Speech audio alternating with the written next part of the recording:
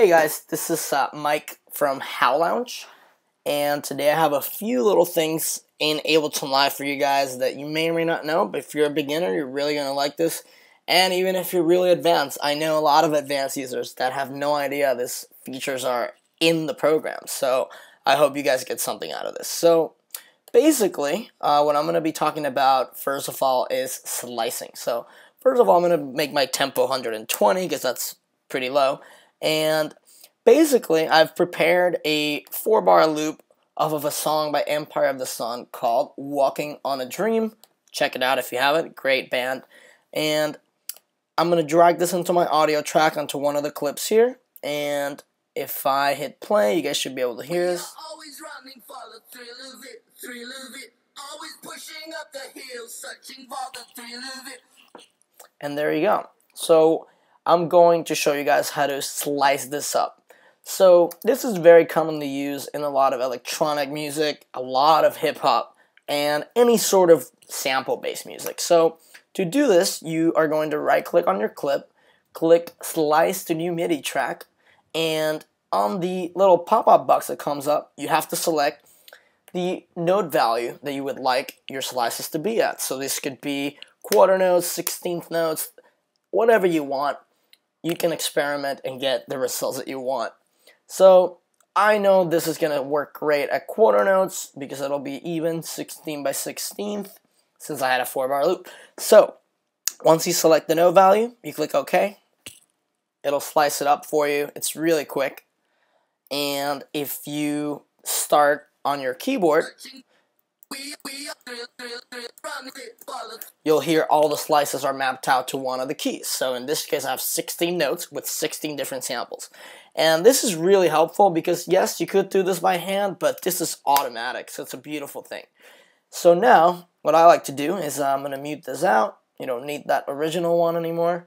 And I'm going to create my own clip, and I'm going to draw in some slices. So I'm going to draw 8th notes, maybe like 2 of them like that, and then like a few of these repeated, and then another one over here. And let's hit play.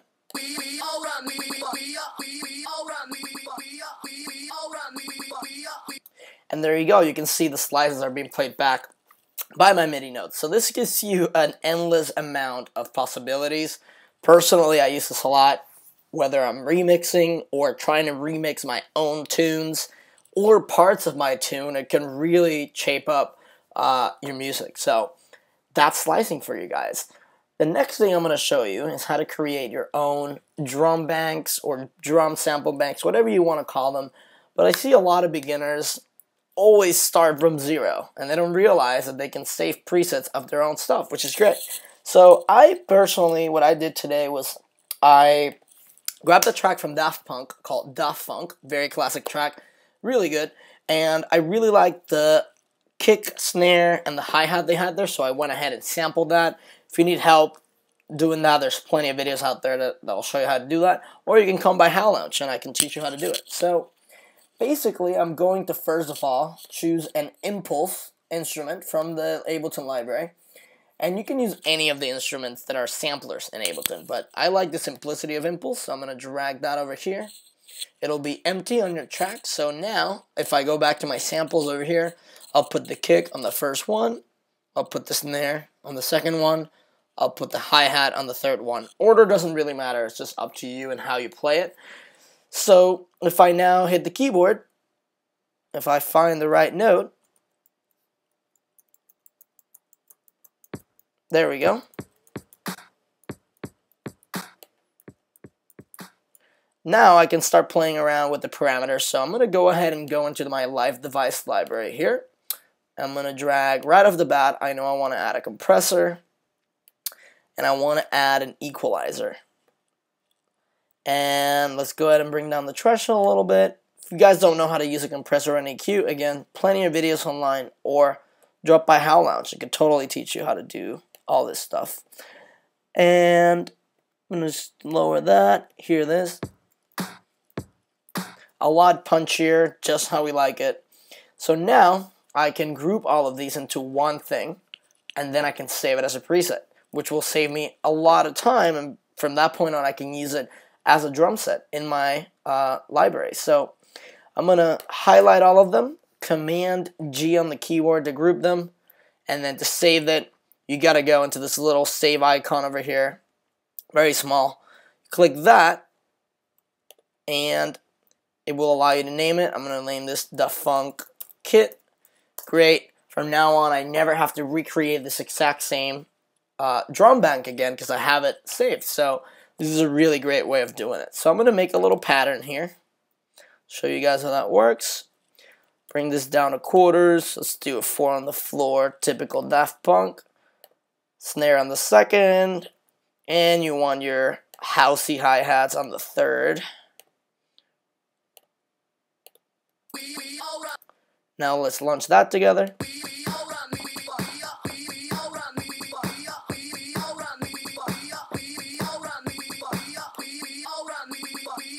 And there you go. So I've created a little slicing sample for you guys, a little beat from the Daft Punk samples. And now the third thing I want to show you is one of my favorite effects in Ableton called ping pong delay. Very, very simple plugin. I just love the sound of it. And recently I discovered you can do some classic delay effects with it, which is really nice. I used to have to use my trusty old analog delay to get this effect, usually the way I like it, but the ping pong delay gets pretty close to it, if not better, because it's a little cleaner. So what I'm going to do is I'm going to send the vocal to send A, which is where I've put my ping pong delay, and to change the mode in which the delay is working, you can right click on the very top of it, and you can choose between repitch, fade, and jump. The effect I'm going after is the classic pitch up, pitch down tempo change that you get with an analog delay. So we need to use repitch to do that, and I'm going to go ahead and solo that vocal, and I'm going to show you guys how this works.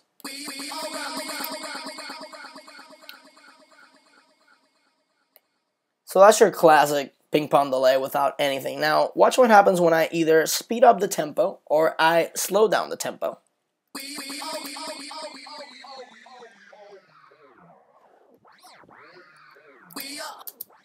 So you get a classic little pitch down effect there, which is really cool. And if I go the other way, let's go back to 120.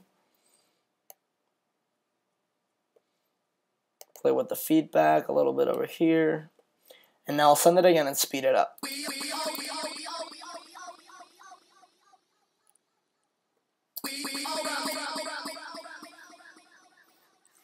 And that's your classic tape up, pitch up type of sound. And you can do that inside of Ableton. You don't need an analog expensive delay to do that. So there you go. That's all I have for you guys today. Again, this is Mike from howlounge. And you can check out our website, howlounge.com. If you need any sort of training on your Mac, Ableton Live, and a bunch of other applications. Have a good one.